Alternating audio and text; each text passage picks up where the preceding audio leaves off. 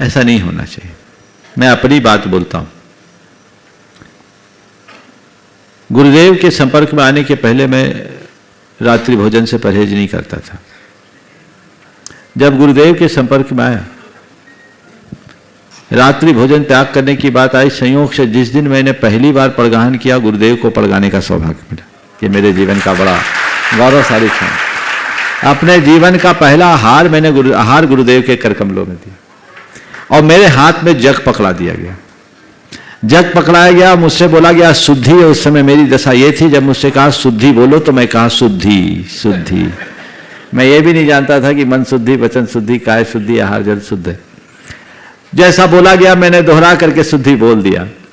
उसके बाद मुझसे कहा कि रात्रि भोजन का त्याग कर दो, कुछ दिन का रात्रि भोजन का त्याग कर दो।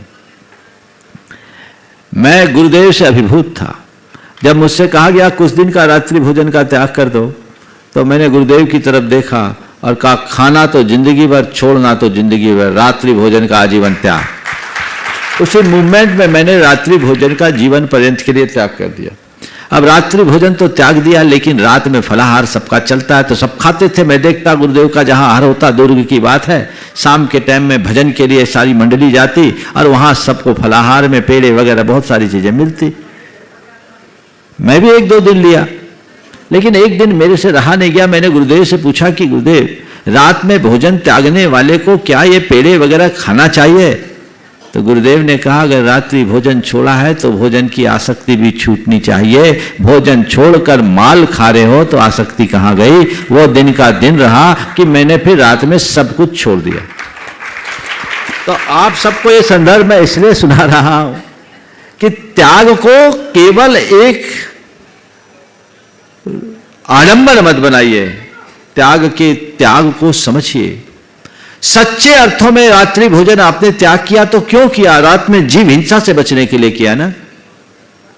आप रात में भोजन कर रहे हैं तो रात्रि में कीड़ों के समाविष्ट होने की संभावना आपके भोजन में है कि नहीं है? और एक भी जीव आपके भोजन में आ गया तो आप हिंसा के भागीदार बने कि नहीं? हिंसा आपके लिए पाप है कि नहीं? तो आपके हृदय में पाप से घृणा हो और जीवों की रक्षा का भाव हो तो इस तरह के हिंसा के कर्म में उत्साहित कैसे होगे? रात में मुझे कुछ भी नहीं खाना और कुछ भी नहीं पीना, ये लक्ष्य बनाना चाहिए। न खाना है न पीना।